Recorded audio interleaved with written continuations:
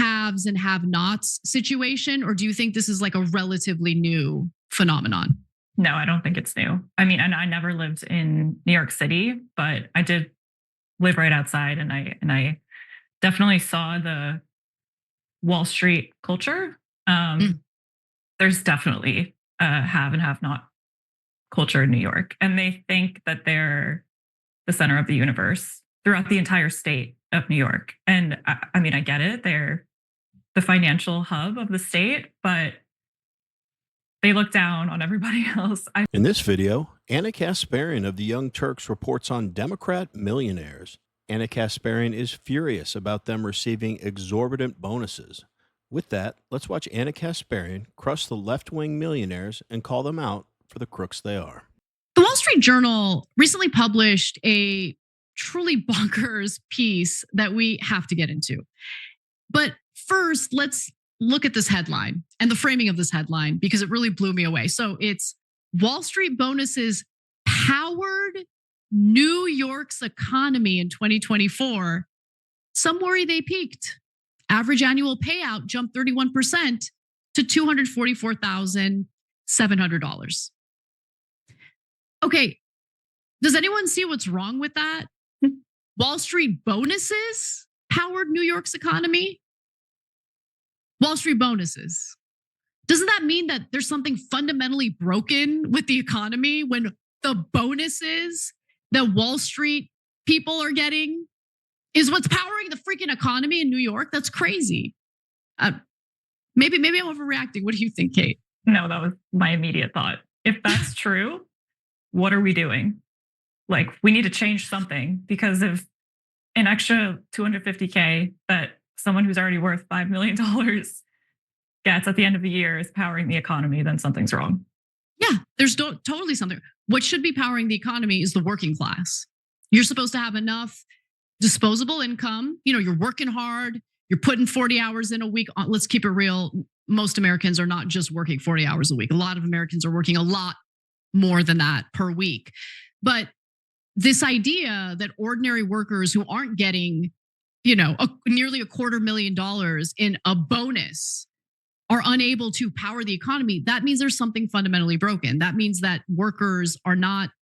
I haven't read that article. Maybe they'll shed some more light during this segment. Wall Street bonuses powered New York's economy. My response when I heard that headline was, huh? What it says to me is, if you notice, that's specific to New York. How could bonuses, putting aside the fact that it's just weird that Wall Street executives' bonuses powered an economy of an entire state. Look, I'm the biggest fan of capitalism on the planet. I have no problem with bonuses. But I would argue the bigger concern is, why is it that the working class or the average American can't power the economy in New York? Could it be because they're taxed out the wazoo? They make a paycheck and really don't have much to show for it and are barely scraping by? Probably don't have that money for, a little fun money for some frivolous spending or some vacation money. That's a problem. The cost of living is outrageous in New York. That's what you get when you have these cities perpetually run by Democrats. I mean, think about how far gone California and New York are. If you put a Republican governor in those states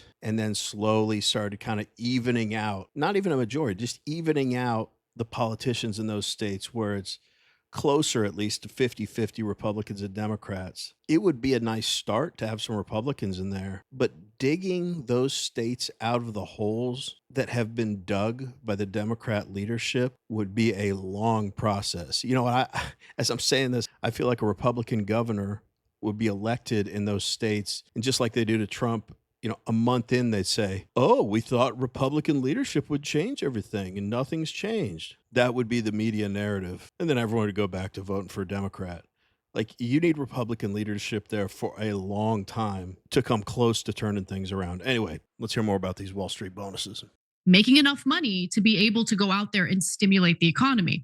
So look, there's a lot to unpack, but first let's note that in 2023, the median annual wage for all US workers was $48,060.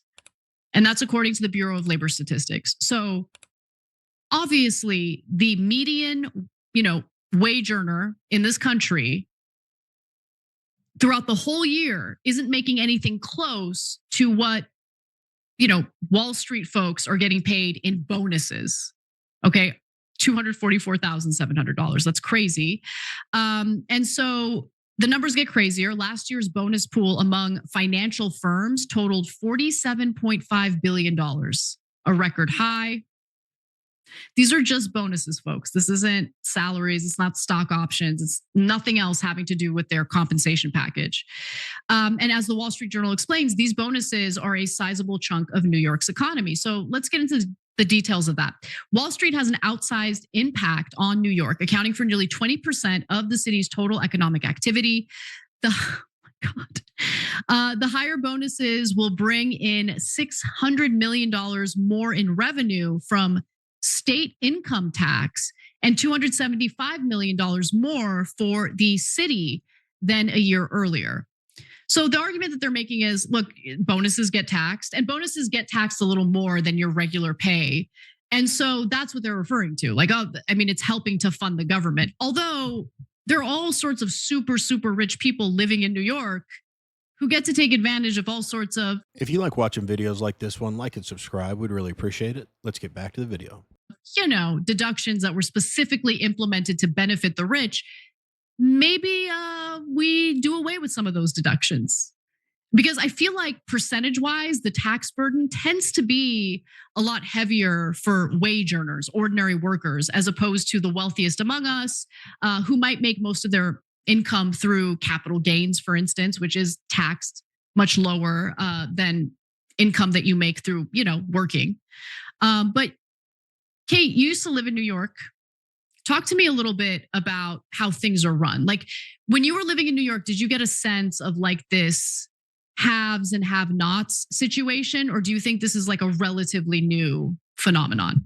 No, I don't think it's new. And I never lived in New York City, but I did live right outside, and I definitely saw the Wall Street culture. There's definitely a have and have not culture in New York, and they think that they're the center of the universe throughout the entire state of New York. And I get it. They're the financial hub of the state, but they look down on everybody else. I find New York is a culture of haves and have-nots, and the haves look down on everyone else.